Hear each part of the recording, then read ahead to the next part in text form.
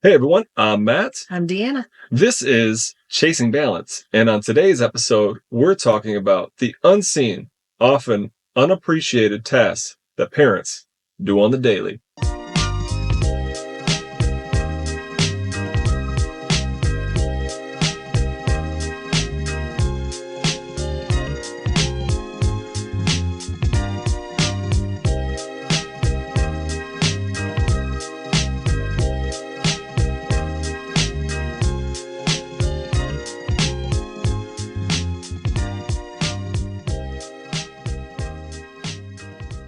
So I found a very funny quote or joke that says, if we build for all the invisible work for the parents, we'd be millionaires. I believe it. Yeah. All the stuff that we do for not only our kids, but for our family in general. Yeah. Insane. Yeah. Insane. So we're talking about the mental load, the invisible chores, the emotional labor. Okay. Now, what do each of those consist of? What is mental load? So like the mental load would be like the planning. Okay. The coordinating the calendars of the various things. Stuff that the kids do not see. The kids don't see, but they just get to enjoy it. Yes. But we have, mostly you, we have to plan everything. Yeah, and make sure that it works out. Make sure that we're doing all the commitments. Right. And we're committing to all the things and we're putting it all down so that we can do it all. Okay. And also remembering everything, making all the doctor's appointments, doing all the haircuts and the dentist appointments and all the wellness visits. Yes. Yep. All of that stuff. The invisible chores, those would be stuff that consists of, the laundry, the cleaning up, the changing the beds, the changing the sheets when that they you pee love. Their bed. Yeah. Yes. All of that. And then keeping track of all the what the kids like, what they don't like in terms of everything. And then especially with like food. Yeah. And making sure that the groceries are stocked. How one loves cheese on their cheeseburger and ketchup. They all like ketchup. They all love cheese, but only a couple like lettuce. The other one likes pickles. Mm-hmm. Don't you dare put lettuce on this other kid's thing or he's going to freak out. And if the other kid doesn't have ranch with everything, and goddamn it, I mean it, everything. Strawberries, blueberries. Yeah, green beans. If there's not ranch on his plate, he's freaks super out. Midwest. Yeah. Super Midwest. Right. Mm-hmm.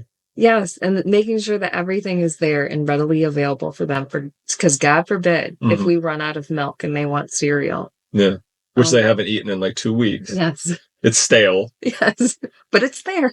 Yeah. Oh, man. So, and then we kind of go into the emotional labor of things, and that's monitoring everybody's mood, making sure that everybody is on the right track of things, making sure that everybody's in the right mind state to tackle the day. And it's your job, our job, to be like, what's wrong with you today? How can we fix it? Did we not have enough milk for your cereal? Did we not have enough ranch for your cereal? You want ranch with your Pop-Tarts this morning, buddy? All right, I got you. I'm not fighting over this right now. Yes. And then it's also like, as they get older, the social aspect of making sure, keeping in tune with the friendships and the friendship drama that's associated with it and who we don't like this week, but who we like this week. Yeah. Who bullied me in class this week. Yeah. I was talking shit about him. Right. And then next week, I want him to come over and go sledding with me. Mm. Yeah. That was fun. That was weird. Fun. But hey. Yeah. And then also anticipating all the needs, being prepared, making sure that when you leave the house and you know that you are going to be away for 3 hours at a soccer tournament, that you have all of the snacks, all of the water and everything, even though they said, yep, I'm ready to go. Yeah. No, you're not. You're not ready to go. You're ready to go for about an hour and then you're going to crash. Mm-hmm. So how do we get control over that? And how do we create that balance? Essentially, that's what we kind of want to get to. Yeah. And that's what we kind of want to discuss. Before, I think we discussed that about how do we get that balance. I think we need to give, all the moms, dads pats on the back. This is kind of a show, right? To shout out to them, like, we see you. We know that a lot of, other, adults that aren't parents, or we know that your kids probably don't appreciate it, but we see you guys. We appreciate you. Yes. And your kids will appreciate you in the future, which I really hope our kids will in the future. But yeah, fingers crossed. Yeah. I'm good if they don't. Like, it'll be okay. Yeah. They won't notice it until if they have kids. Yep. Exactly. If they have kids, then they're gonna be like, oh, it all makes sense now. But I mean, and honestly, I was looking and I found this really interesting article on Forbes, and it discussed like the difference between the two genders in those gender roles. Okay. And it says, like, statistically, women, like the moms, tend to hold roughly 75% of the mental load in their household. Yeah. And I'm not trying to take credit away from dads or anything like that. No. But and we're in a unique situation since I'm remote. Yeah. And obviously it might be, obviously, this is from a Forbes article or study research, but it could be flip-flop for different families. There could be stay-at-home dads that are more mentally focused, have more of the mental load while the mom goes off to the office or wherever. But yeah. Mm-hmm. And I mean, and that's just in, families that have like two, like, how do I say that? Two parents? No, I mean, like, families that live together. Oh, like a mom and a dad that live I guess everybody has two parents, right? Oh, I guess. Well, no, not always, but yeah. I mean, yeah. Okay, I see what you're saying. Okay, well, what I mean is that when that statistic is based off of families that have both mom and dad living within the same household, the same dwelling. And obviously that would be a lot different when that isn't the case and there's a single mom or a single dad raising their whole entire family. Right. Obviously those statistics will skew a little bit. Mm-hmm. I know that in our situation prior to you working remote, mm-hmm. I feel like it was a little bit more on me because your work schedule was so more demanding than what mine was. Right. I had the flexibility where I would go into office, I think like 3 days a week, and then I was home 2, and then I would be home for the weekend. And you had shorter days. Yeah. Oh, you were taking a jab at my height. Or shorter. So I would naturally, take on all of those tasks that wouldn't be divided typically between the two of us. Right. So I was the one that was planning everything and driving everybody and doing all of those things. And it wasn't until we kind of got into, us being remote together through COVID. And I, needed that help because now we're outnumbered. Right. We're outnumbered and I can't do it all by myself. Not like I was before, you are very prominent. No, outside of me. I mean, I know that you do more stuff than I mean, if we had to break down our relationship, obviously you do more stuff for the boys and, medical appointments, things of that nature than I do. I wouldn't say that I work harder than you. I just hold more jobs than you. So I kind of. You do. They're like baseball cards. You collect them. Yeah, like more financially. I'm not more financially in charge than you either. I just work a lot. That's about it. That's what I bring to the table. And sometimes I make dinner and lunches at night for the next morning. Yeah. So and you do all the grocery shopping. Yeah. And you clean everything because you have the more severe OCD than I do. Yeah. COVID messed me up. It did. It really did. And I think that it was a curse and it was a blessing at the same time because it allowed me to be okay with getting help, which was something that I've never really had in my life was the ability to ask for help, essentially. We had that conversation too. Yeah, we did. I said, you need to ask me for help. And I just I felt like don't know what you want. Yeah. Ask me for help. And I'm not saying I'm just some big dumb man, which I can be, but you do like doing stuff on your own. And I have tried helping you before, and I just get in the way. Just like if you were to help me sometimes. Yeah, because I do it wrong. So I need a detailed list, write it down, and tell me how you want me to help you. Okay, but so let's just break it down for a second. Okay. Yeah, go ahead. So if we talk about the laundry, I'm not talking about the laundry. We have 4 buckets. Yeah, you got 4 buckets. Specific buckets. I got 1 washer. Right. And you just take all those yes, motherfuckers and just dump it everything goes into one wash tub. You can divide it as pretty as you want. Everything goes in the wash tub, and you know what? Ship-shape laundry's done. And then you're like, my clothes smell bad. Yeah. And I say, it's because you overloaded the washer. Yeah. All right, let's get back on topic. These people want to hear this shit. But it's true. Okay. So when it comes down to it, and this is like speaking to most of the people out there that are stay-at-home moms or stay-at-home dads, and people that don't have that position, tend to wonder, like, what the hell are you doing with it? What do you... I've never wondered that, but I'm sure there's people out there too. I haven't either, because I feel like we both are in a different situation where we just know because we experience it, right? And it's those ignorant people, and that's where it gets from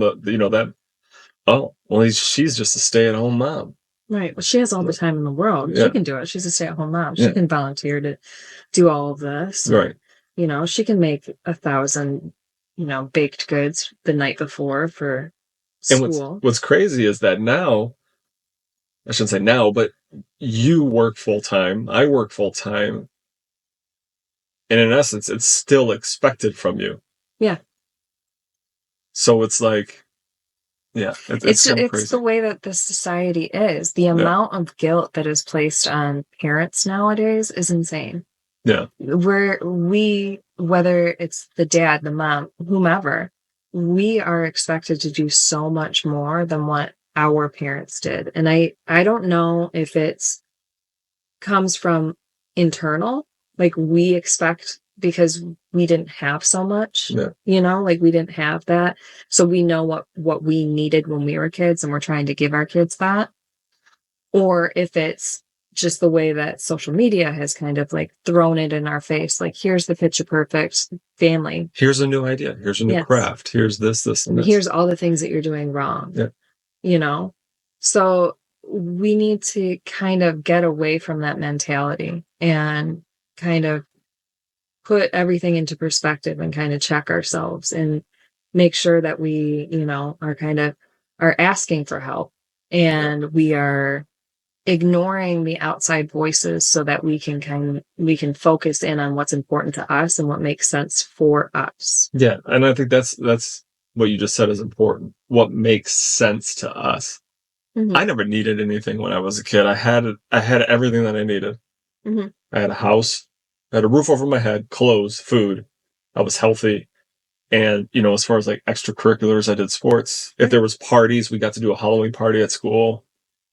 Birthday parties, bring in cupcakes or cookies. I don't even know if we did that back then. But now it's turned into like, Christmas time, every single teacher, every single kid in the class gets a gift. Oh, it's the kid's birthday? Well, not only are you bringing in cupcakes, but you also need to bring in a party favor for every single kid in their class. And they all have to be hypoallergenic. Yeah, it's got to be peanut free. Right. Any of the toys or goodies that you give out can have never seen the sun or touched the grass because somebody's allergic to the sun. Everything. So, and then on top of that, like going back to what you said is what makes sense to you. And I completely understand, and I fully, appreciate when a kid says, this is coming up, say a Cedar Point trip or a Washington, D.C. trip or something like that costs, hundreds or thousands of dollars to go on. And it just doesn't make sense. and you feel like an asshole for not letting your kid do it or not doing this certain special thing that all the other kids are doing, it's got to make sense to you, even though you feel like crap. Yeah. And I mean, to that point, like Preston had a field trip, like a 5th grade field trip out to Mackinac. Right. Yeah. A place in Michigan, if you aren't familiar with it. Yeah. It's a place in Michigan that it's Mackinac Island. It's a historic area. Mm-hmm. It's beautiful if you haven't gone there. But it is literally like 4 hours away from us. We go there every summer. It's about 4.5 to 5 hours away. Yeah, we go every summer, but they were going as a class, and it was a sleepover field trip, which would have been fine, but it was like $700 or $800. Yeah, and that's how much it costs our family to go. Right. And I felt like a complete terrible person for saying no. Yeah. No, you can't go. And he was totally bummed out. But he stayed home, and then he went to school for those 2 days. And in lieu of going to Mackinac, he went to 2 museums that he had never gone to. Oh, right. Yeah. And he experienced 2 new places. And he ended up making new friends that, who also couldn't go on the trip. Right. And he didn't really talk to in his class. So he built more friendships and had a better experience. So it ended up turning out good. But and he stayed here. Yeah. And safe. And he was safe. And it was cheaper. It was cheaper. And it wasn't an overnight trip. Mm-hmm. And it was properly chaperoned where, there was only a few chaperones that go on these, overnight trips. Yeah. And so, yeah. The kids are going to hate you. They will, because they're not going to agree. A day or two. Yeah, they won't agree with every decision that you make as a parent, which, I didn't agree with all the decisions that my parents made at that point in time. I wasn't allowed to go to the Washington. The one trip I did go to was Toronto to see the Phantom of the Opera, which was amazing. Awesome. That was for band class, and we did stay overnight. And then we had a Washington, D.C. trip in 8th grade, and I don't know why I wasn't allowed to go on it. It could be a financial thing, whatnot, but I don't care. Yeah. And I don't really think I cared at that time either. Yeah. I was just like, okay, whatever. Go to class, empty class. I'm going to be able to goof off the whole time. Right. There's not going to be any kids there. I don't know. I never held that against my parents. No. They had a lot of like sleepover field trips at my school. Yeah. And I just remember there was a lot of like chaos. Yeah, there was chaos at the Phantom of the Opera. We didn't go to bed. We were jumping around. Yeah. A lot of mischief. We're 7th graders? Mm-hmm. 6th graders? Yeah, we expect. Yeah. So anyway, circling back, I guess the task at hand is how do we make it better? Because it's not ideal. It's not an ideal situation to have all of this just, sitting on your plate or, you feeling responsible for that. So how do we make it better? So I, personally would suggest it, like having those conversations like you and I did, where we split everything down the middle and, as much as we could. 70-30. Yeah. We made it make 80, sense 20. for us. 80-20. Yes. I do that. What do you do all day? I just, goof around. Yeah. Just make it make sense for you guys, for your family, for your situation. Mm-hmm. And also another key element is, at age appropriate, include your kids. Oh yeah. And have them help out, whether it's chores or whether it's like just having them acknowledge or be aware of what is going on and what you kind of have to do. And maybe even help them help you. And one of the things that we recently got was one of those wall calendars. Yeah. And there's a free app on there. What's it called? Chorebot? Yeah. Chorebot. It's a free app that you can put on there. So you can put it on your phone, your tablet, or your wall calendar. And it's an animated robot, and you go through and you check off all the chores that they did, and they love it.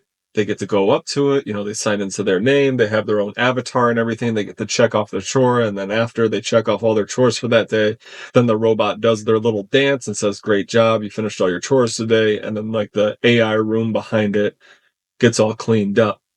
So that's a really cool app. I guess it's a little hack for all you parents out there. It's called Chorebot, and it's free, at least for Android.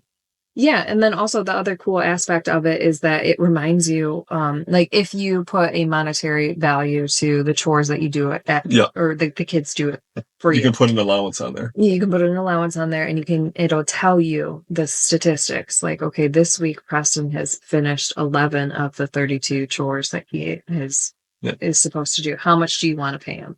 Right. Nothing. Essentially. Not one goddamn cent. Lazy. It's all or nothing. Yes. Try again next week, buddy. Right. But I mean, and it's not just like the chores and cleaning up the house or anything like that. I've been trying to get them a little bit more acquainted with what we do, just so that they can kind of understand, because I think that I feel like those are really like real life skills. Yeah. And if we can kind of ingrain those at a younger age, then I have more confidence in the way that they're going to go out into the real world. Yeah. Essentially. And this is going to be another one of the episodes in the future, but I'm going to touch on it a little bit. Is one of the things is that, going off of what you just said about teaching our kids what we do in the household, what we do for the household to run correctly and keep this ship sailing straight. Mm-hmm. We've been given compliments on how we talk and raise our kids, because we talk to them like they're adults, and we treat them in a way like they are adults. Like, we expect certain things out of them, and I know we'll probably get crap for this. Yeah. But you can give me crap on the episode, and we're going to talk a whole episode about it. Yeah. So. But yeah, and I think those life skills are extremely important. I think that making it age appropriate and treating your children, the way that you want to be treated is also really important. Mm-hmm. And obviously, also let them have a childhood. Yeah. But circling back, I combine the soccer and the football schedule, and I laid it out for them, and I put it all together, and I've kind of educated them on how much time and effort it puts in on my end. And then I have to make sure that, either you or I can drive them to there. Yep. And then also, there's a financial aspect to it, so that they are aware of, how much things actually cost. Yeah. Because, they... Yeah, where is it, signing up for soccer or football? It's not, you're not just going and showing up for a play day. Right, exactly. So we're going to put our best foot forward. Mm-hmm. This is the commitment that you made. This is, the cost of that commitment. And we expect you to be the best version of yourself out there. Right. And, I think that helps them. I am very comfortable with talking to them about, the financial aspect of things, because I think that those things never go away. And they see me doing all the finances and the budgeting for our family, and learning those skills at a younger age helps them, hopefully in the long run, to be, successful adults. Because obviously those aspects do not go away. You're always going to have to do budgeting and that kind of stuff. That's true. Unless you find a wife that does it for you. I did. I helped you when we first started dating. Man. That was a horrible credit card debt. Yeah. But you got me out of it. I did. Yeah. So one of the ways to kind of help it is to ask for help. To have that conversation with your partner, or also to build your village, essentially. Yeah. Have your good, positive support team out there, because you can go onto social media, or you can go online and you can Google something, and you will find 100 ways of doing something and 100 ways of why you shouldn't do it. Yeah. Anything. Exactly. So if you have that positive support team that you surround yourself with and you can kind of rely on and confide in and, ask for input or even ask for help, that will definitely help alleviate that load because a majority of that mental load and the invisible chores and the emotional side of things, the impact that we have as parents is it can, trickle into our psyche and it can cause, um, sleep regression and Yeah. sleep issues and stress volumes and anxiety. Yep. And then it can also, alter your mood in terms of, you get snippy, you get short, You do. just You do. fatigued. Your shit. Fatigued and everything. So, the importance of having that village and building your village to help you and your family is extremely important. And talking about village, we spoke about it in the COVID episode. Your dad passed away. My mom passed away before, or right when Braden was born, and then your dad passed away right after Max was born. So it's kind of weird. So when you talk about village, it doesn't really have to be a physical person there Right. to Yeah. help you out. Like I know you have friends that you text, Yeah. message that even just venting Yeah. helps. Yeah. I mean, the number one person that I go to, she is a very close friend. Yeah. And I talk to her almost every single day. We used to live right next to her and our kids grew up together. But during COVID, she moved out to California with her family. Yep. And, now we are, a country apart, essentially. But I still talk to her every day. And if there's an issue or something, I normally will go straight to her and like talk to her because I value her opinion on things. Right. She's very upfront and honest and she doesn't beat around the bush, but she's also the type of friend that will Put you in your place. yeah, she'll just be like, I don't know. Yeah. Or she'll, encourage me or I'll be like, I don't need help with this. I just need to vent. And she's like, all right, girl, I got you. Yeah. And she will rip apart the situation just the same as I rip apart the situation. And then, I at the agree end, 100%. yeah. Well, let me fuck just that make girl. sure I hear what you're Yes. saying. I hate Copy her. and paste. Yeah. But yeah, so those are important things. And also at the end of the day, it's extremely important to give yourself credit Mhm. and to make sure that you kind of self-reflect and acknowledge all of the things that you've done. And instead of focusing on the things that you didn't accomplish and that trickle over into the next day, just respect the amount of things that you do on a daily basis, the things that you have completed, and all of the effort that you did. Because even though you didn't receive the 1,000 thank yous that were, probably Warranted. warranted. So going back to what you said about how, you just need to be okay with the job that you've done, what you Yeah. what you've accomplished that day, what you've been through. And that kind of strikes, for me. I don't think we even stop and think about that until we go to write these Yeah. shows and put these. I mean, just think about it. I mean, how many days have you just gone to work, you've sat at a desk or, been remote and sat at your desk at home, Mhm. maybe didn't do your workout that day, and you're exhausted. And you don't even think about it. Like, all I did was work today. I sat on my ass. Why am I tired? Oh, you forgot you woke up at 5:30. You drove your kid to school at 6 o'clock. You made the lunches the night before. You made lunch for yourself. You had breakfast for yourself. One of your kids stayed home because they're sick. You went to the doctor's appointment during your lunch break. Mhm. You made, you made dinner, then you made lunches again, then you took a kid to soccer, you took another kid to football. It's no wonder why you're tired. Right. Exactly. So giving yourself credit when credit is due is Yeah. extremely important because you're only human and you can only do so much. And you have to accept that aspect, but you also have to respect it too. So, right now, I encourage you to take a time and self reflect and acknowledge all of the efforts that you've put in. and acknowledge all of the efforts that your partner has put in. Yeah. And, take that time to see if there's any aspect that you need to ask for help.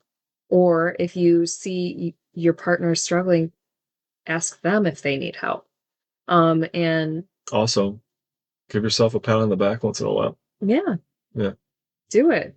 And if there's anything in your schedule right now or that mental load that you are carrying that you need to adjust, take that time to really focus in on it and adjust from there.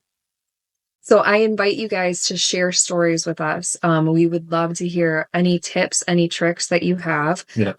or even any funny stories or any kind of stories in regards to this.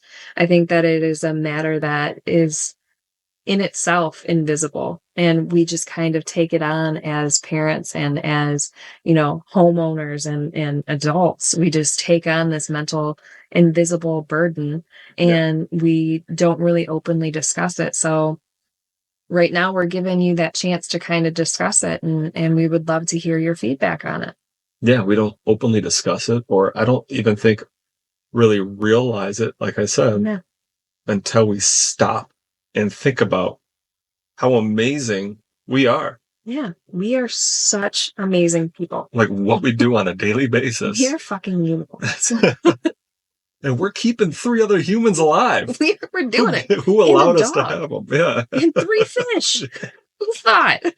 Not So, us. we greatly appreciate everyone tuning in. Thank you for downloading the episode. You can always follow us on social media, and stay tuned for the next episode as well. Once again, thank you. Chasing balance. Real life parenting, one conversation at a time. We'll see you later. Bye.